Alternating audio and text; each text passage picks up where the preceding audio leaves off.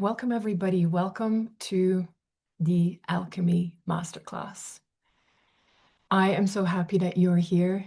This masterclass is a tradition now. This is the third time I'm doing it, and I love running it, and I love hearing what you get out of it. So there will be moments where you can share in the chat if you want to. You can also just be a participant and receive whatever is being shared today. And I highly recommend that you are as present as possible. We will do a little bit of a grounding meditation, probably 15 minutes in, so that you can be fully present and grounded when we do that process of excavation that we're going to do. So, something I want to start by saying is that I love this masterclass and I love that you all showed up for it because I know that this is a time of year where things are really fast and a lot of us can get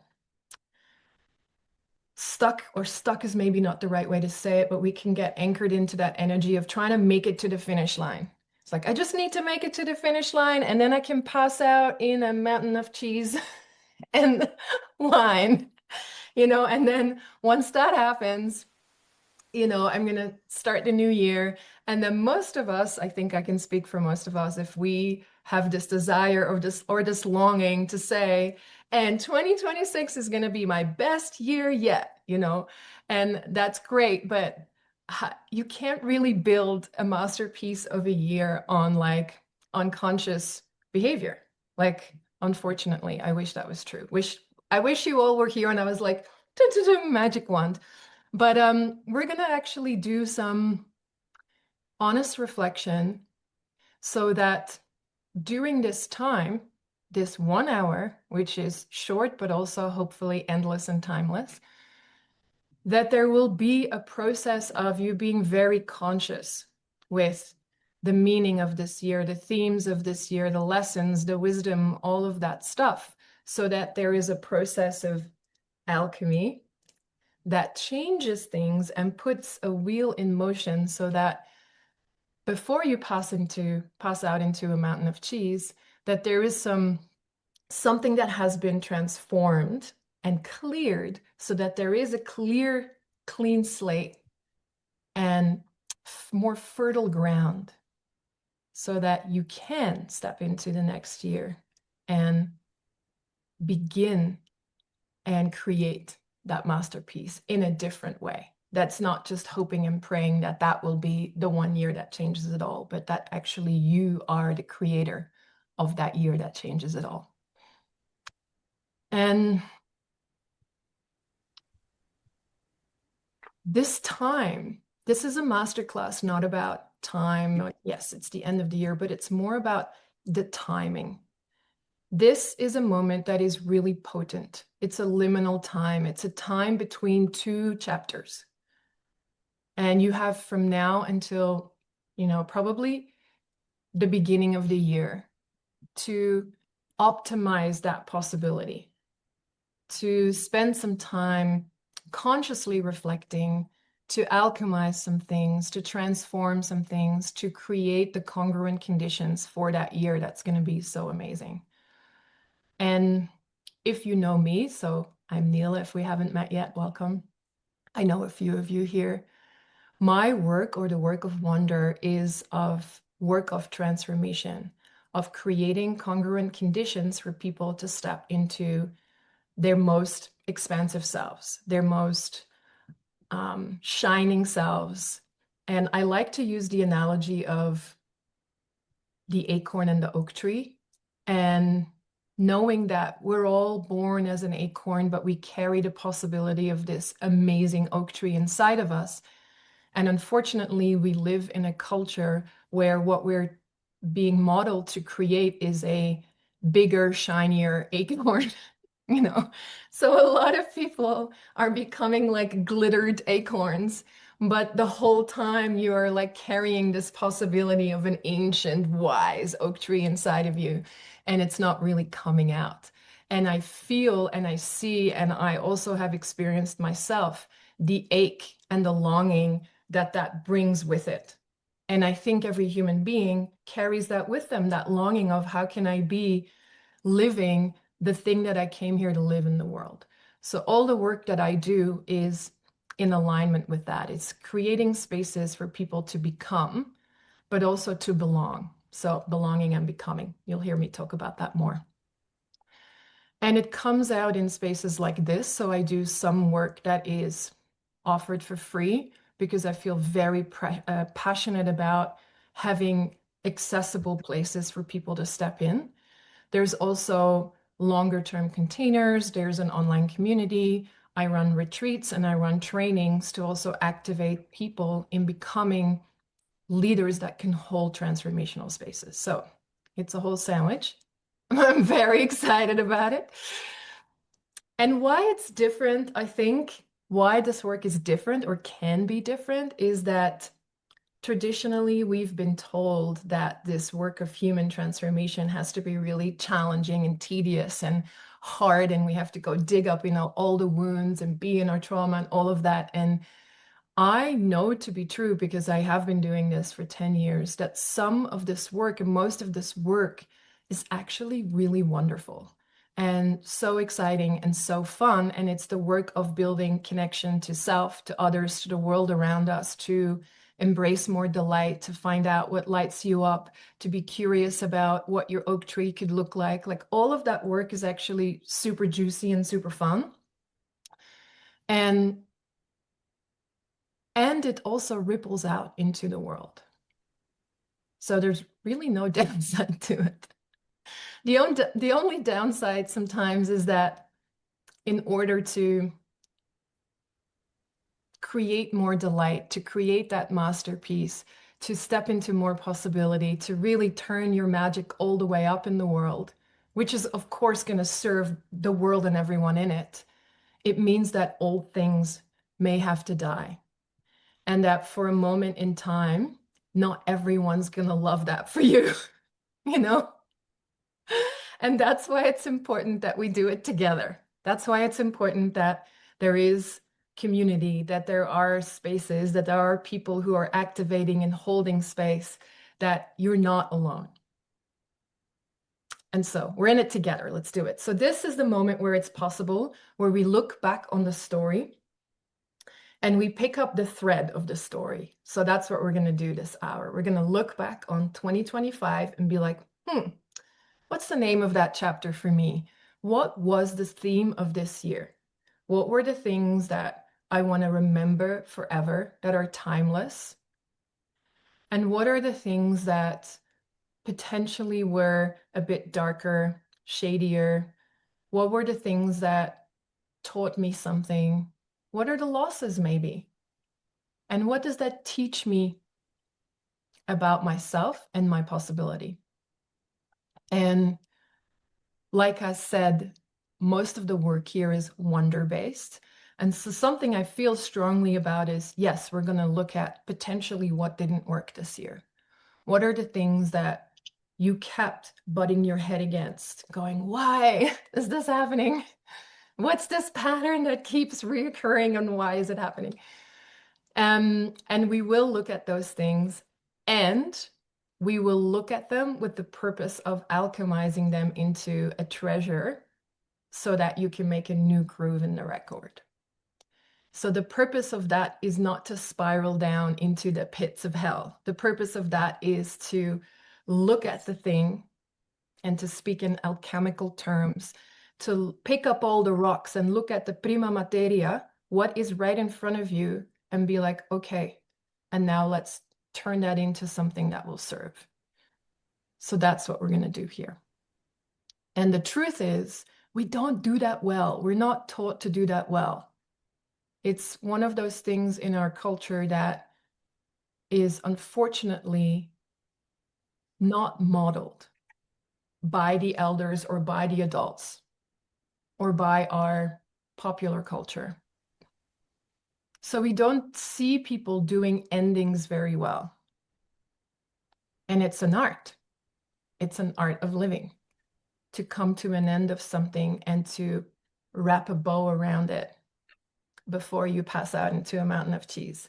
But wrap a bow around it and and really carry the gift. So that's also the alchemy. That's also this process. We'll do a meditation on that, is to get to this place and also receive the gift, receive the gold.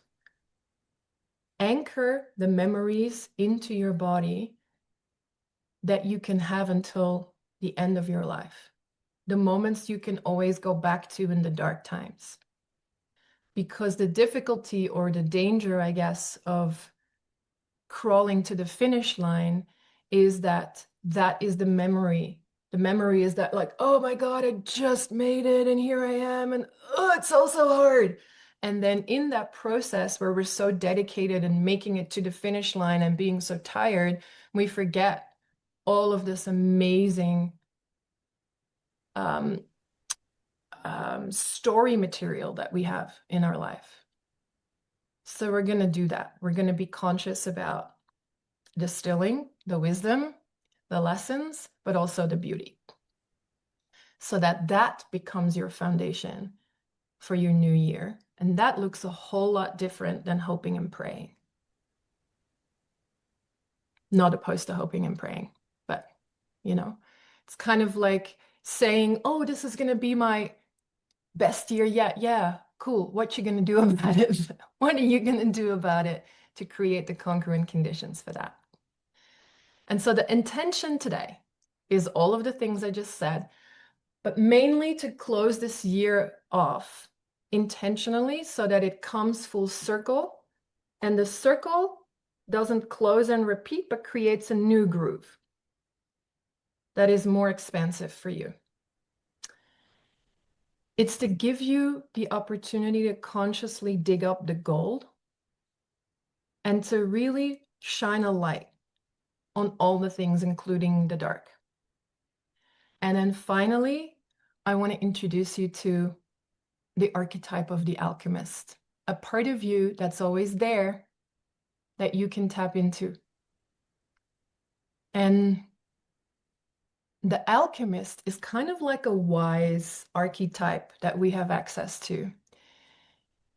And it's curious because it's not a part of us that is a doer, doesn't make to-do lists for us, which is probably why it's not so popular in our society. But it is an inner wise part that can see things for what they truly are, underneath all of the shiny things. So alchemy used to be a science where this could be a whole hour of masterclass too, where people would take chemical components, mainly lead, and try to turn them into gold.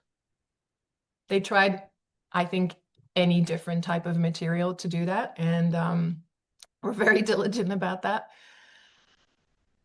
But it is really looking at everything up close. Like, what is this? What can I turn it into?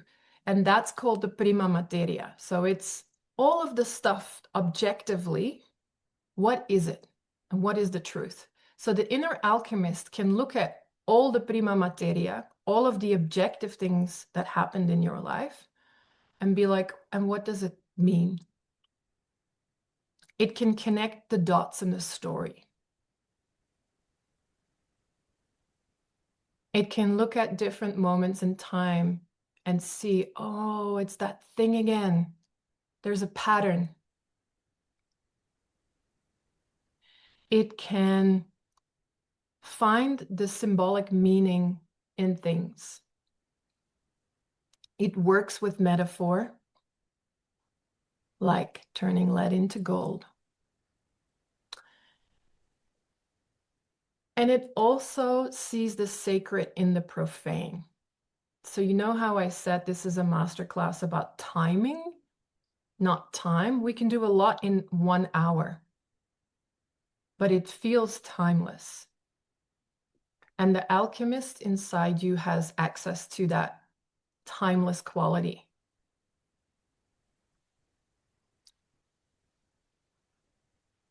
And what's cool is that this part of us needs very little time, in this case, an hour, to probably save us a lot of time. It helps in giving us perspective. So if you never stop and take a beat and let life catch up and let the feelings catch up and look at things and put on your laboratory glasses, then maybe you repeat the same pattern over and over again because you're not conscious of your role in it. And this part of you is helping you look at things through a new lens. And it also understands that everything happens, it's always moving. Everything's always moving and changing. You're always becoming, and it's moving in a circular fashion that is always the same. So it understands that whenever something's happening that is unfortunate or not planned, you don't love, that is a process in a cycle, and the circle will come round again at some point. And that process of transformation, I call that the blueprint of transformation, is encoded in everything in nature. It's the way the seasons work. Go from spring to summer to fall or autumn to winter. You never go from spring to winter. It's never going to work that way. We all know that. It's the way the moon cycle works. It's the way a menstrual cycle works. Everything around us follows that cycle of transformation, and so does our psyche. It clicks into the same blueprint. So the alchemist knows this, so it can look at things from a new perspective. It's kind of stepping away and looking at the story and the things that are happening for you and being like, oh yeah, that was shit. And this was the lesson from that. And because of that, this thing could happen. And if that hadn't happened, this thing couldn't have happened. And what's really curious is I'm really grateful that in my experience of holding space for people, so I've been doing transformational work for 10 years, I get to sit in a lot of circles with men and women. One of the very common themes is that people will tell you a story about something that changed their life that was not something they planned for. And they hated it at the time. You know, it was like a partner left them, or someone passed away, or they lost a job, or something like that, which is like, you know, in our life, in our psyche, that would be a moment of autumn, right? The leaves are falling, things are dying, things are transforming. We don't love that in the moment. But because of that, we were forced to look at who is our support system? Who are my people that truly care for me? Who do I really love? What are my values? What do I actually really want out of life? And because of those things, we then get to create a new groove in the record. And when people tell you this story 10 years later, they will be like, oh my God, best thing that ever happened is that that person left me. You know, can you imagine? I was still with them. It would be the worst. And so what I'm trying to say is that the alchemist knows this already. The alchemist can kind of stand in the middle of the wheel and be like, yeah, this is really shit. But who knows what might happen?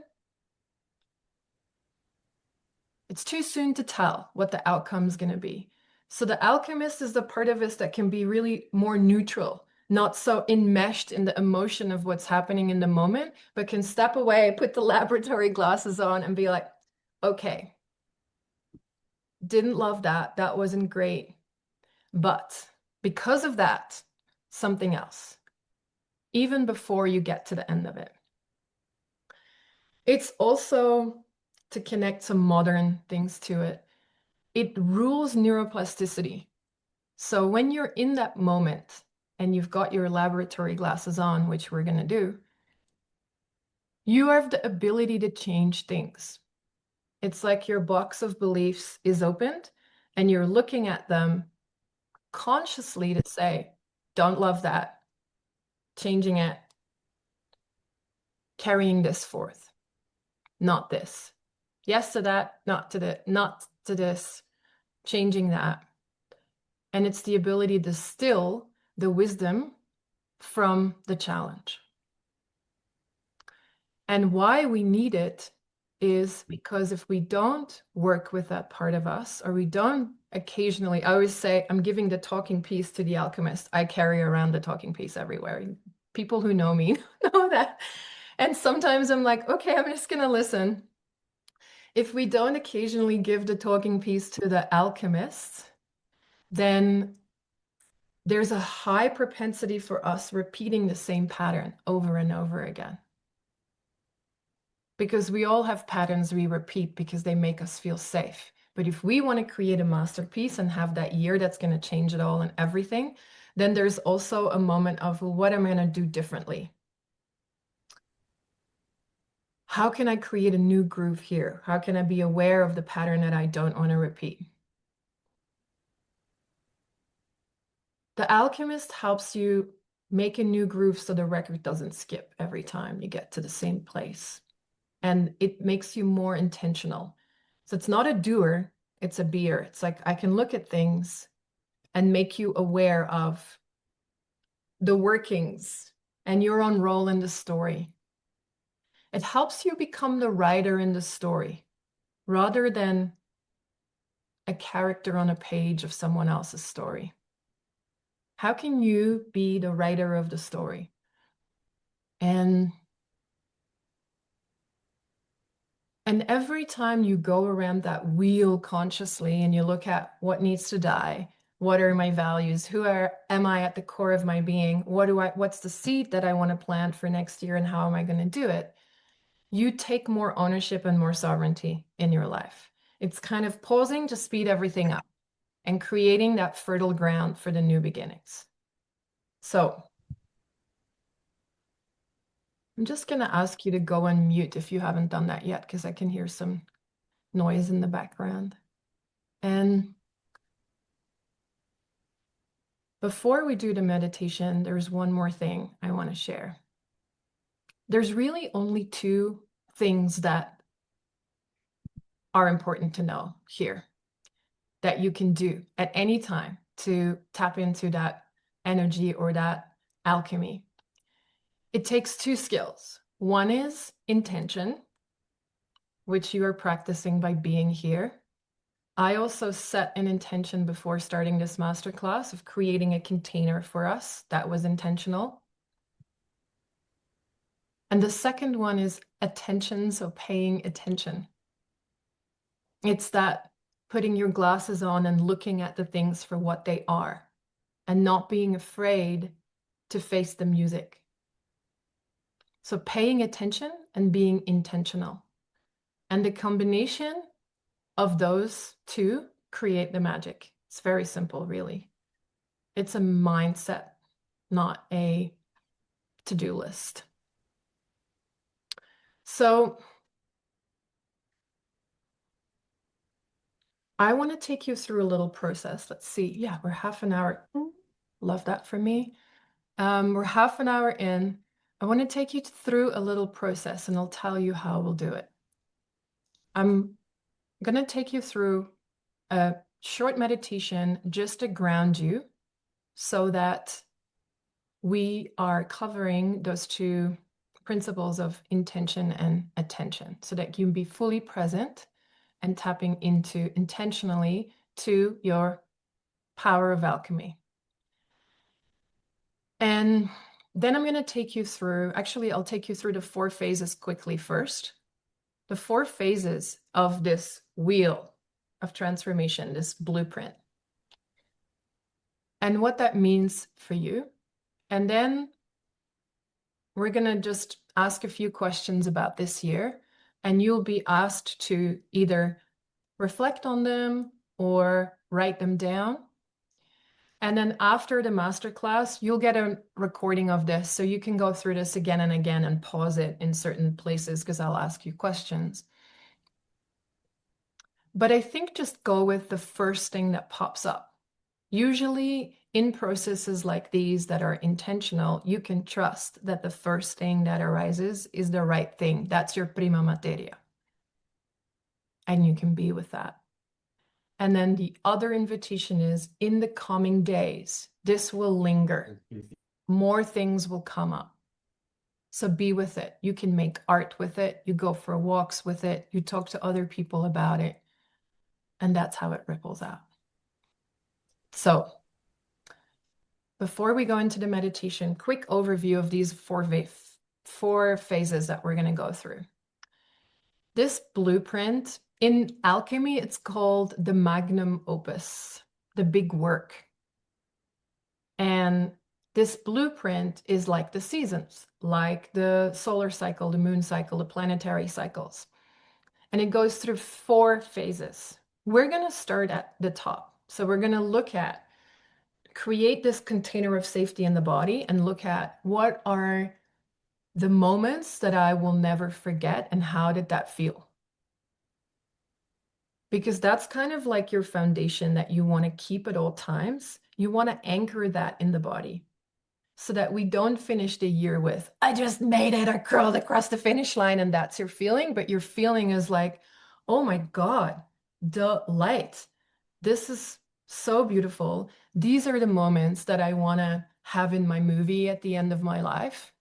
You know how they say that when you die, you get a 7-minute movie? I don't know if that's true, but you're sitting there and you're playing back all these moments. Well, guess what? They're not the moments where you're waiting in the dentist office, unless you meet the love of your life there. But they're the moments that are meaningful, that make you feel alive. And so you want to remember them. And for that, you probably need to put on some glasses that are not like crawling to the finish line feeling, but hey, wow, that was epic, those moments. So we're going to collect some of them. We're going to anchor the feeling and the memory of that in the body. And then we're going to move the wheel intentionally. And we're going to go into the first phase of alchemy, which is blackening, negredo, melanosis. And it's looking at the shadow. It's looking at what are the things that ended? What are the things that maybe didn't work? What are the things that are not complete yet, maybe? Maybe there was some conflict. And we're not going to spiral down into that. So we're not going to go there with the intention of re-enlivening the frustration or the anger. We're going to go there to look at it from a distance with the glasses on and pick up the lead and look at, what was that? What are the things that didn't work? Or I didn't take responsibility for, or could have done better? And then after that phase, we're going to take that we found, and we're moving into clarity or reflection on that. And it's the whitening phase called albedo or leucosis. This is winter. The previous phase, negredo, is autumn, winter. We're moving into this phase and we're looking at, okay, so at the end of all of that, what's left? Who am I at the core of my being after all that? Who were my people that I can look back and say, you were my community this year. You were my people. After all that, this is what I'm left with. These are my values. And these are the lessons from the things that didn't work. It's starting to think of that possibility of, because of that happening, I can now.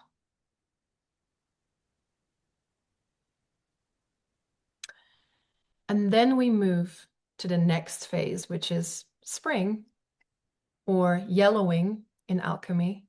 This is also called xanthosis or citrinitas. And in that phase, it's kind of like, well, the things that didn't work died, or they're transformed. Maybe you had a lot of conflict and that started to change something in your relational field. And then you move into winter and you're like, okay, so these are the values that really matter to me. This is what I want to carry forward. These are the lessons here. And then you move into spring and you think about, okay, what is possible because of that now? What am I transitioning into? Spring is the time where you can plant the seeds. That's where you really understand, oh, because of that, I can now. Like I can share one thing that happened for me on a metaphorical plane is I lost a bit of my innocence this year. And that's just innocent around I think I was innocent about in this work, but also in relationships. Like, if I just show up a certain way and I say all the right things and everybody will love it and it will serve everybody, and I'm just going to be that person that speaks the truth and everyone will be like, yay, congratulations, you did it really well. And that is not what happens when you speak the truth. So, so I had to look at that. And it happened many times where I was like, oh my God, this is really hard. And of course, also, I started speaking more online and in public. And then there is more opportunity for people to not agree with you. And I found that really hard. And that sounds so, there's a part of that that's really young, that's like, oh, I thought that everyone would love what I had to say if I did it well, if I was really eloquent and I presented well. And that's, of course, not true. Um, so I had to sit with all the feelings that I had every time someone didn't agree with me or, and at the core of that, so in the process of like whitening, so what's left is I'm a person who speaks the truth, and that is what I came here to do. And what had to die though was the part of me that thought she could please everybody. I mean, had to die is not the right way to say it, but I had to be honest about that. Actually, I can't have that part of me rule my life because then I can never do my work in the world because my work is to speak the truth. So I have to speak the truth. And then what's the possibility? The possibility is that I am fortified in the way that I do it, and I have the right people around me that can carry it and be with it and support it and also tell me the truth. That's the possibility. And the possibility becomes that I'm more fortified in speaking the truth and don't I don't want to crawl under a rock every time someone's like, I don't agree, you know? And then the integration of that's the next phase. So the next phase is reddening, which is iosis. Um, it's also rubedo. Means that, so how do you carry that thread then into your life? And for me, it's opened this whole new possibility and path of, oh, I really don't care anymore. I mean, I care what other people think, of course, but I'm not gonna, now it happens almost weekly that someone doesn't agree with something, and I'm like, okay, thank you. So the circle comes round, but I'm not repeating the same pattern. If I would be repeating the same pattern, I would not be here. So it's for you to also look at how does that then create a new groove? So you're looking at what are the patterns this year, the things that I kept bumping my head against. For me, it was like trying to crawl under a rock every time someone didn't agree with me, or waiting to speak the truth because I didn't want the other person to not like what I had to say. And then, creating more conflict and more difficulty. And then finally, it's like, oh, coming to, look, this isn't working for me. I am here to speak the truth. So if I want to do that well, what do I need to learn? What are the things I need to take responsibility for? And how is that going to carry forth? And something that I did this year more is show up like this and do master classes and show up and be in front of more people. And that was really hard. And now it's the end of the year and I'm like, oh, one of the things I'm really proud of is that I did a lot more of this and I feel fine with that now. So that's the process. So I'm going to take you through a little meditation. We've got 20 minutes, which is perfect. You can get comfortable where you are if you want to join in, and otherwise, you can also just listen, keep your eyes open, whatever feels good to you. Just drop into your own body, noticing the surface beneath you. Notice maybe where your feet are touching the chair, the chair or the earth.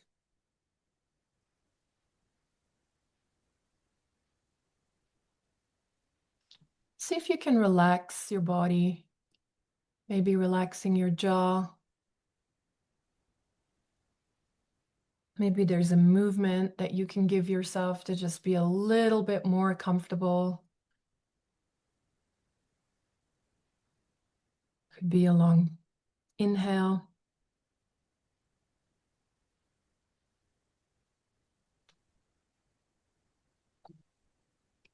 Maybe you want to touch yourself somewhere just to bring yourself to the present moment. Sometimes for me, it helps to rub my thighs.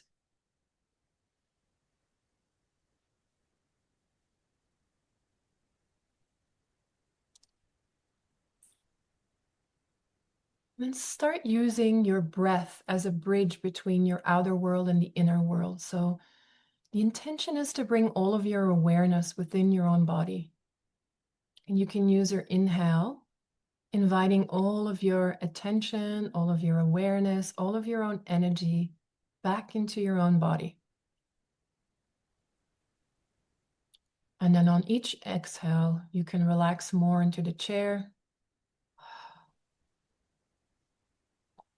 Know that you're being held through this process.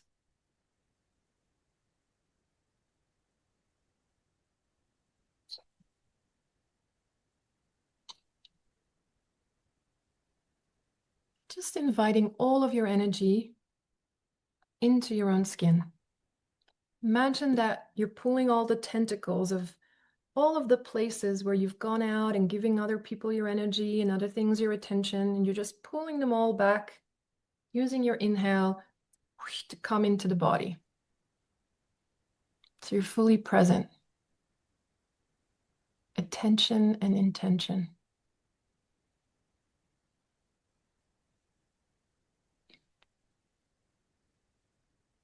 Now for a moment, I'm going to invite you to imagine there's a white screen in front of you.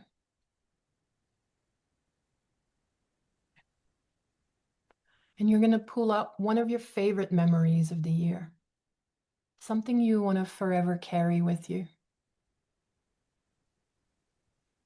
Doesn't have to be epic, can be a hug, can be meeting a stranger.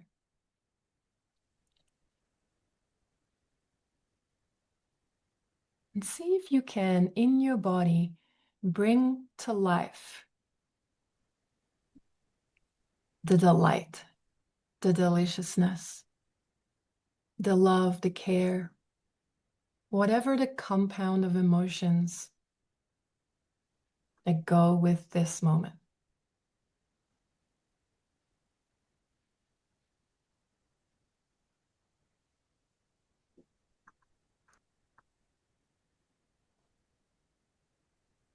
How alive can you feel?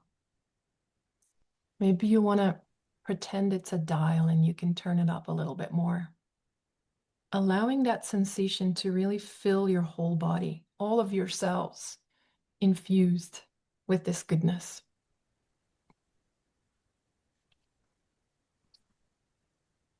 And then see if you can recall another moment.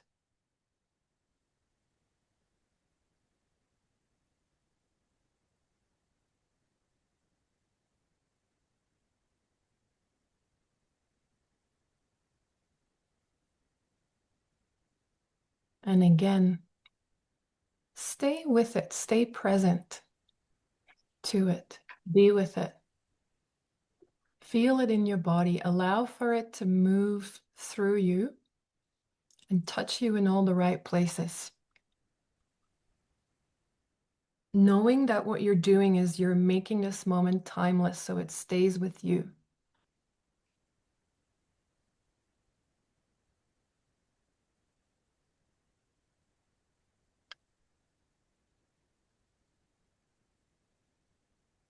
And another one.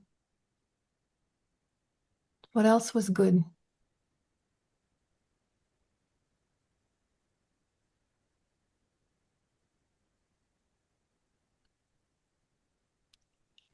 And see if you can project onto this white screen more and more and more moments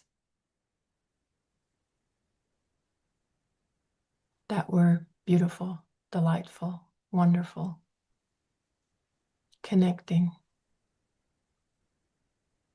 where you felt alive, seen, heard, loved, uh, inspired.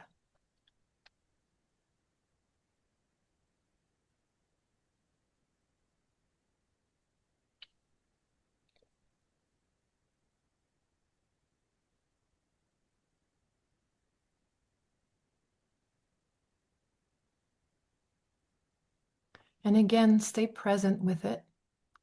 See if you can turn up the dial on it so your whole body gets to receive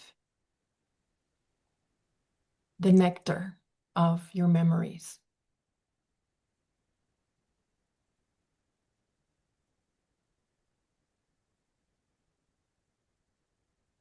of this aliveness coursing through all of your veins, all of your cells, imprinting memories.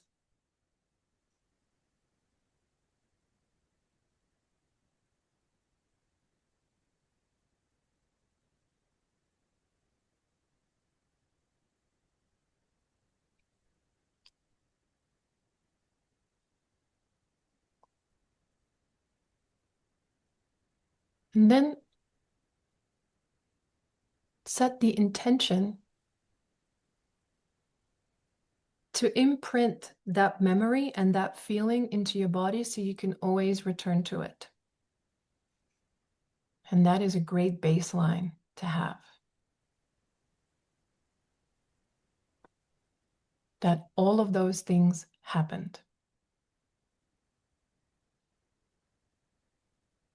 And then you can slowly bring yourself back. I know this was a really short process, but please return to it. You can do that process for an hour if you want to. Listen to it again. It's really simple. And if you want to write down some of those things, you can. And the idea is that you have the opportunity or the potential to always create that as a baseline for yourself. And I think a lot of us are tricked into letting our sadness or our frustration kill our joy. You know, we'll wake up and feel a certain way and it will be great. And then 5 minutes later, someone spills coffee on us and we're like, man, there goes our joy, there goes our beauty. And we're not trained to do the opposite. We're not trained to let our joy kill our sadness or our frustration. And this is the opposite. This is saying, okay, that wasn't great. And here's my reservoir of epic memories that I'm choosing to tap into. So that is your foundation. So now I want you to think about a few things. And if you're watching the recording or you want to come back to this later, I'll send it out. You may want to pause it at certain points because I'm going to shoot a few questions at you. So you may want to write it down or you just want to go with the first thing that pops to mind. Because we're going to go into the nigredo, the blackening, the place where we face the shadows. Remember, we've set a container of goodness. We can hold it. And so we're just going to look at some of the things that are going to be the prima materia that's going to create liberation. So the question to ask is, what's something that ended this year? What's something that, a truth that surfaced for me that maybe was uncomfortable? Maybe a pattern that had to die, a relationship, a job, something that ended.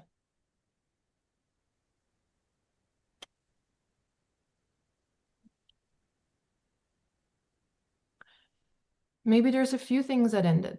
What did you lose this year? I lost some of my innocence.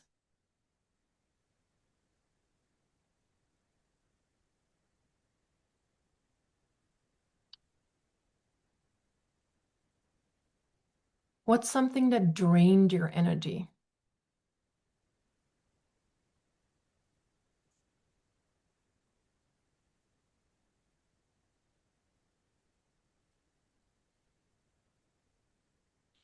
And again, in this process, because it's timeless, it's quick, just write down the first two or three things. That's the thing that's most top of mind. So that's what you can work with.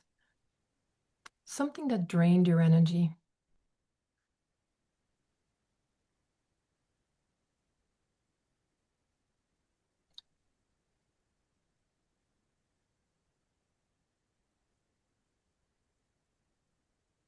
Then what didn't work? What's something that maybe you set out to accomplish? Maybe you started 2025 and you were like, it's gonna be my year. And then you thought about what it was gonna be. And then there's maybe a thing that didn't happen. What didn't happen? What didn't you accomplish? Some retreats.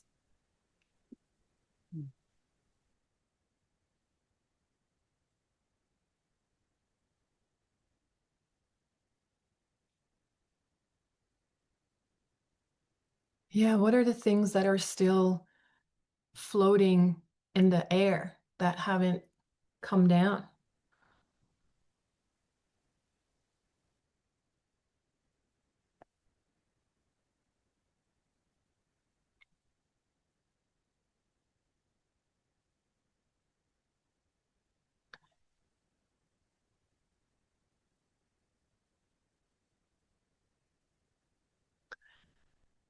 Are there any things that happened that you still haven't completed? So maybe is there still a frustration you carry about something that hasn't come full circle?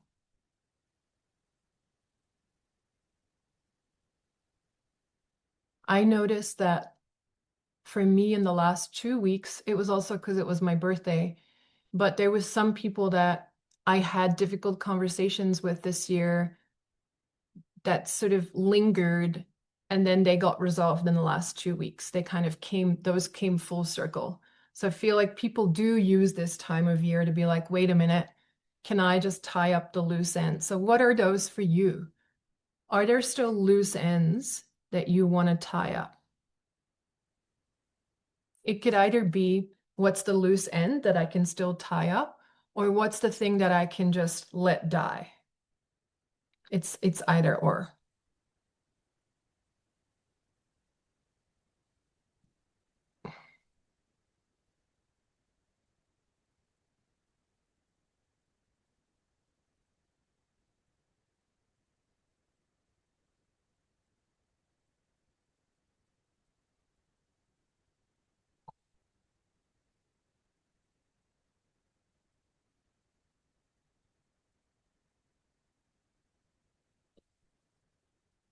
Now, I want to remind you of what I said, that the intention of this is not that you spiral in it.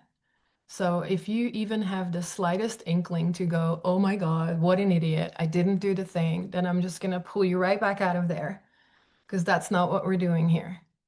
We're looking at it laboratory glasses on with neutrality.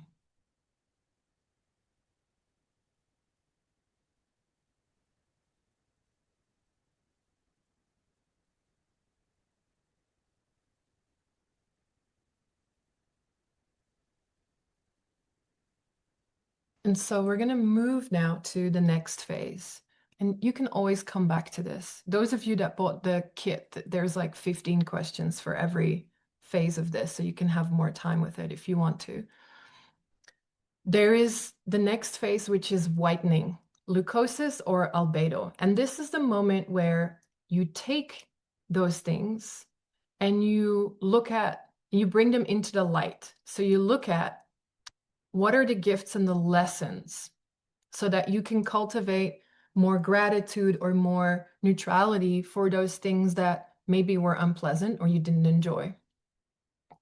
It's kind of the moment of revelation, so the question would be, what has been revealed to me through this process?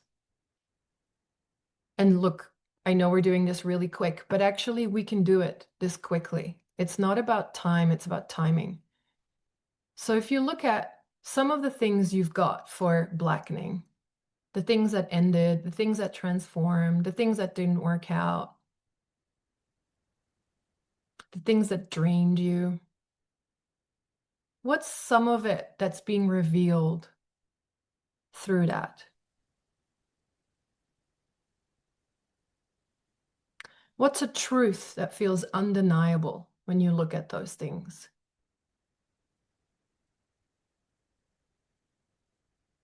And the truth can be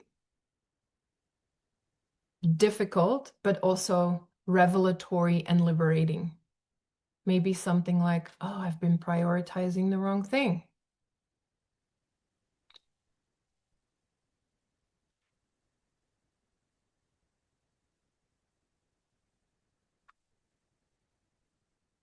What is the wisdom that you can distill from this? Like the one I shared was, it is my purpose to speak the truth, and it will never please everybody. And therefore, the wisdom is, I will have to learn how to deal with that. And something like that will be hidden in all of this for you.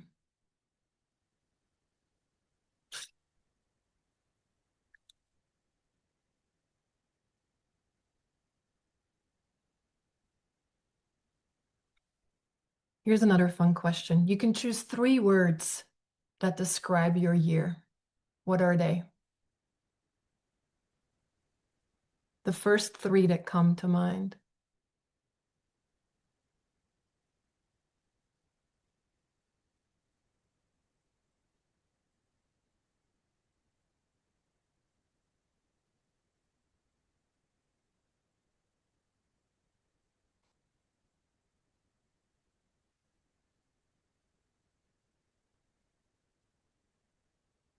And when you come back to this later, it'd be interesting to look at when you started the year, what did you think the word was going to be? What was your intention if you had one at all? And do they match? This is intentional living. This is what I say. If you want to create a masterpiece, you can't really do it unconsciously. You have to be present to it. There's an intentionality. So if you look at looking back in hindsight, what were the themes of your year? Mine were truth, growth, foundations, family. Those are a few of my words.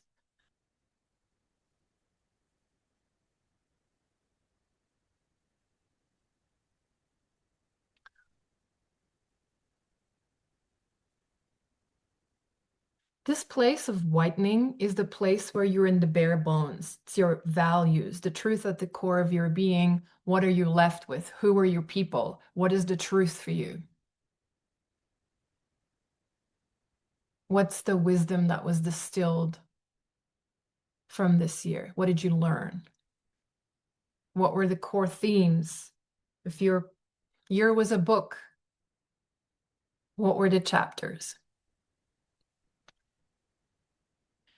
And when we move the wheel now, we go to the new season, which is spring. In alchemy, it's called yellowing or xanthosis or citrinitas. This is the moment where you then take, so now there's movement. You then take the lessons and you carry them forth.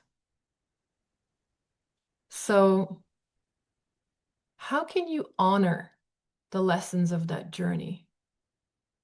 Now that you know what's true, how can that create new possibility?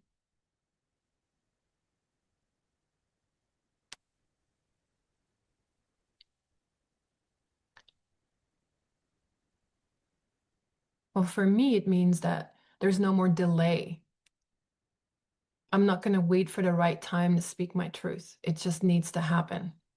So everything will go quicker because of that. I no longer wait for permission. I don't wait for someone to carve a path for me. It's me. I'm doing it. What does it look like for you? Now that you know what your truth is, what becomes possible because of it?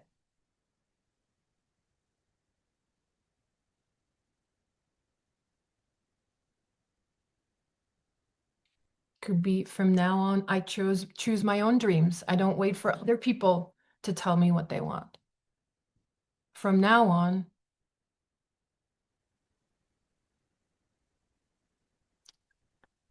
hopefully that what you're seeing here is that when you uncover the truth and you distill the wisdom and you see, oh, here's the pattern. This is my truth.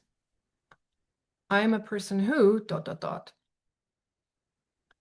It creates already creates a new path because you cannot unsee that. Now you've opened the door, it's open.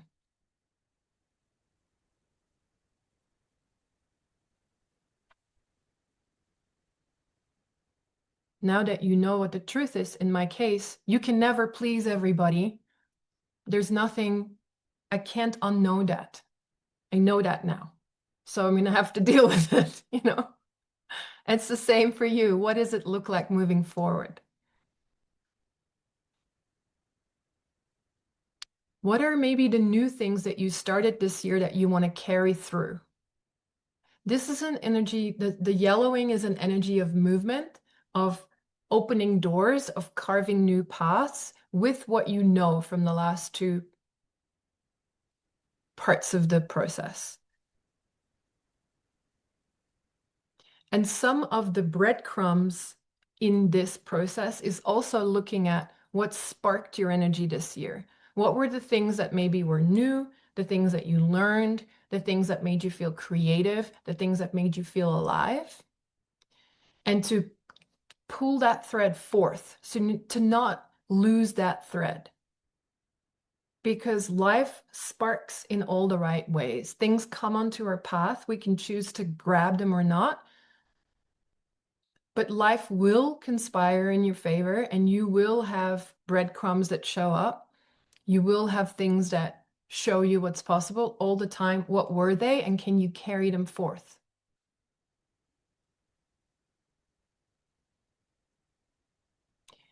This is a bit more active in energy, this yellowing. What is it that can support you in that movement? That's a good question. Like now you know what the wisdom is. How can you carry it forth? What can support you?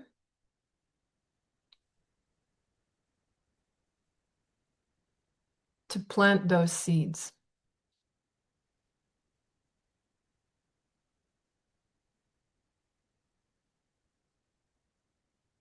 What becomes possible? What for me becomes possible is, oh, I can reach so many more people because I'm not shitting a million colors every time I have to speak to someone about this, you know? Like, so it's looking at what becomes possible because of the wisdom and the responsibility that comes with the knowing and the truth.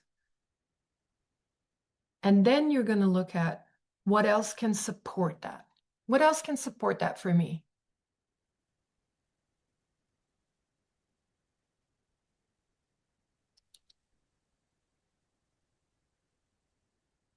And for me, one of the things that support that is community and people who are also in the arena because they know.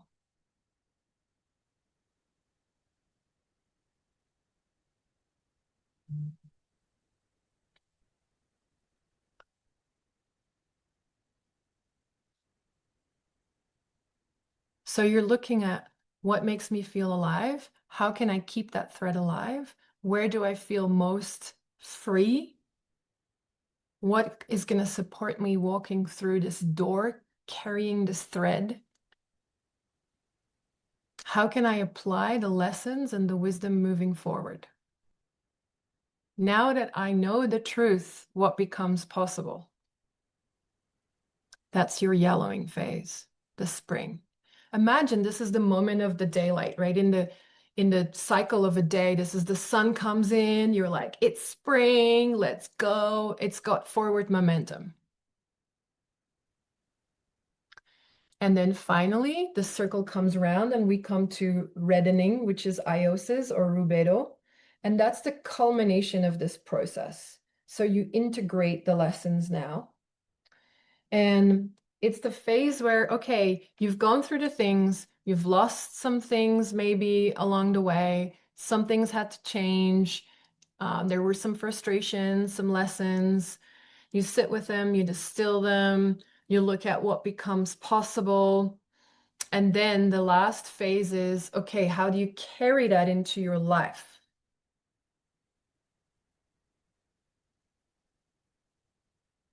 So, how do I become the person that embodies this wisdom? Without fear. And now you're starting to think about, okay, the circle's coming round and I'm going to pull the thread and we're going to 2026. So knowing what I know now, how am I going to be?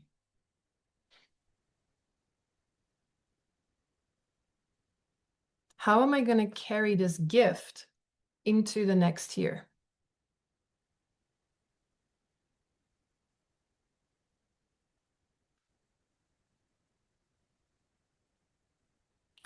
If I look at this wisdom and if I look at these lessons, who was I able to become because of that? And how do I carry that forth?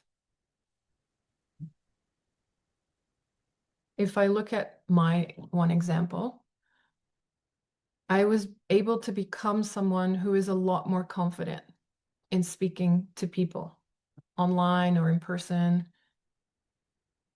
about topics that aren't so present often in our culture. So it built my confidence and my conviction.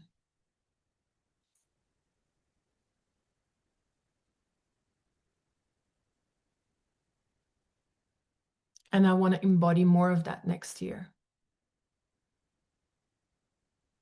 So the frequency of that, or like the embodiment of that, is when I speak now, I speak with more conviction and more confidence than I did a year ago. I did have to go through moments where I had to try not crawl under a rock or cry or feel attacked or have moments where I thought, oh my God, it's not working. And now I'm at the end of the year and it is working. And it's great. And I'm super grateful for those lessons. And I'm going to carry. And because of that, I've become someone who is more convicted, more, is that a word? More courageous, more confident, more embodied in that knowing.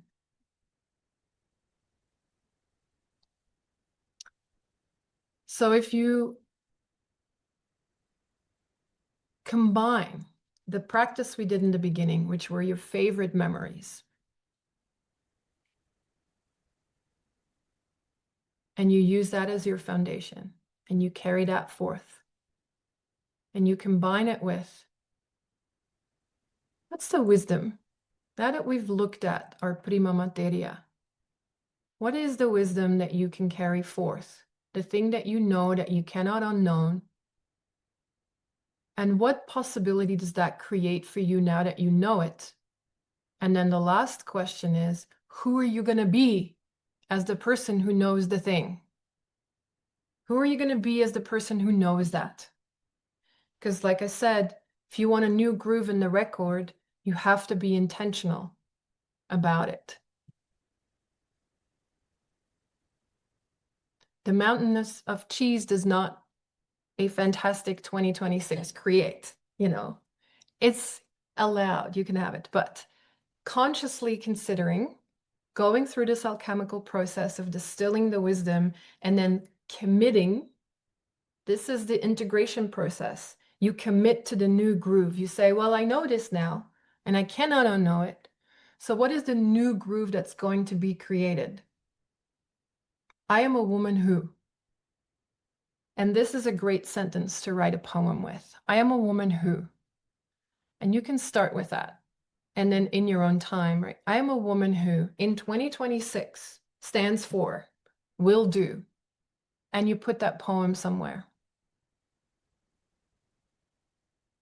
I'm a woman who knows that she is here to speak the truth. I'm a woman whose job it is not to please everybody. I am a woman who. And then your next process, that's not what this particular masterclass is about. That will be for after the cheese and the wine, is to think about what's your real vision for the year. This is still about, let's create the space. Let's clear the space. Let's create a blank slate for you so that you can create space for vision. Because you can't create vision on old foundations. You have to be with, this process has had to happen. So you know what the wisdom is. You know what the gold is. You're pulling the thread and you're carrying it forth. And then around Epiphany, 6th of January, whatever time is meaningful for you, you can set the space to be like, what's my vision? Or you can do that now if you feel ready. What are your words for next year? I knew from the beginning that this year for me was about foundations and about growth and about creating foundations for my business. And I did that. And there was a lot of growth. But next year, I want that to have a different energy. I want there to be more community, delight, prosperity. So that's what I'm going to call in for next year. And in order to do that, I have to carry the wisdom of the lessons that I learned this year, because I wouldn't be able to do that without this.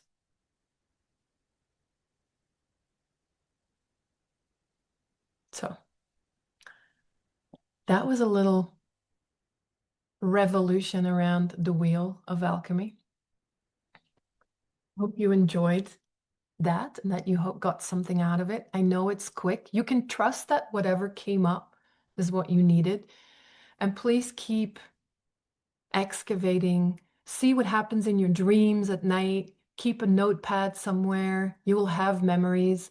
Return to that practice of anchoring in the good, knowing that you have the power to choose that we can kill our sadness with our joy just as much as the other way around. And if you want to have a list of all the questions, the people in the Wonder Lab, you get it anyway. I see a few of you are here. And there is an alchemy kit that you can buy. It's $15 and it will have more questions. It will also have a meditation that takes you back to all the anchor points in the years. It's about 20 minutes long. It's a deep imagination practice. It will have some poetry. It will have more information about these 4 phases of alchemy. So that's something that you can do. Those kits are always really fun for me to make, but they're also quite high value for little money. So if you enjoyed this and you want to delve a little deeper into it in the coming days, then I recommend you get that. If you feel activated by some of this stuff and you are a woman, sorry for the men that are here, we do have fun things for you too. But for women, we have an online community called Wonder Lab. And that is a place for women who feel activated about being an oak tree in the neighborhood. And that's the best way to describe it. It's a community with themes like this in it. It's really about being curious about your own expansion and about the ripples that you can create in the world and doing it in a way that is playful. Like everything that we do at Wonder, it's about human transformation, but it's also about human transformation in a way that is nurtured and that includes relationality.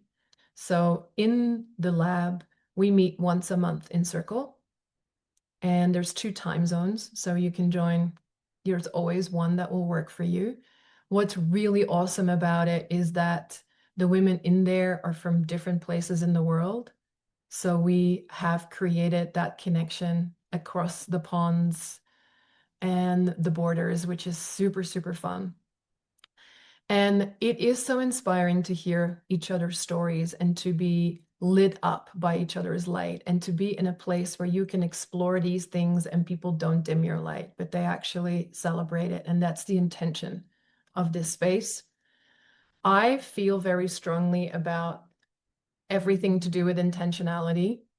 And I also know from doing group work, for having done it for a long time, that when we're in a group and we're intentional together, the power of that is amplified exponentially. And that's the intent of that container, is to create different themes every month that you can explore. This month we do alchemy. There's another masterclass in the lab on the 21st, which is the introduction of an end of year ritual that you can do with us, which is epic. We did last year too, and it was so cool. There's a circle on the 29th for those of you in there. And you'll get the alchemy kit in there as well. So if you bought it and you're in the Wonder Lab, you'll get your money back. Um, you can join the lab. It's temporarily on sale for a year for, I think it's normally $295 and now it's $262 or something because there's a percentage off. And otherwise, you can pay $29. This is all Australian dollars a month, and you can quit us anytime. You can, if you don't like it, but you will like it. And we meet, we have a master class once a month. It's always a different theme. The next one in January, the first one is revolution because we're not messing around. And it's going to be about creating the congruent conditions for that masterpiece of a year. Like, how do you do it? And then there will be practices. So there will be a vision practice in there. There's going to be a ritual in there in the beginning of the year. We work with ritual a lot. A lot of the practices that are in the lab, the content is around ancient feminine wisdom and reviving that. I feel very strongly about it. And we do that through sitting in circle. We do that through deep imagination practices. There's some breath work in there, some yoga nidra, some fun priestess work. And it's just going to get cooler and cooler and cooler. So it's a good time to join if you feel at all activated by any of this. The other thing that we do, which is super cool, is retreats for women. There's one Wild Wonder retreat. It's in its 7th year now. They're super fun. That's happening in Upper Colo in March 20 to 22nd. No one comes to a retreat and does not feel changed by the end of that. They're just so magical. That's all I can say. I can see some faces of you who have been and loved. So if you haven't come to that retreat, I highly recommend you do. There's one in Belgium in August that's about to be announced. And there's also a retreat called the Pearl, which is a 4-day rite of passage that will be somewhere in October or November next year again. And then if you also feel like becoming someone who can hold intentional space for people, I recommend considering becoming a circle facilitator and learning about or how you can create these congruent conditions for meaningful, heartfelt dialogue amongst people. That's happening in February. And finally, there's a training for program design, which is if you want to create programs that are transformational or retreats, then you can learn this blueprint like we use today in all of its intricacies and how that you can implement it in your program so people naturally follow that movement of the seasons to go through their own transformation. All of them are amazing. Those 2 trainings are co-ed, so men and women. The Wonder Labs for women, the retreats are for women, but there's something for everyone. So I hope that you got something out of today. I'm going to stop the recording here, but I'm going to hang back. So if you have any questions about anything in the masterclass or anything about the programs, then I would love to hear it. And Thank you for being here. It was such a joy.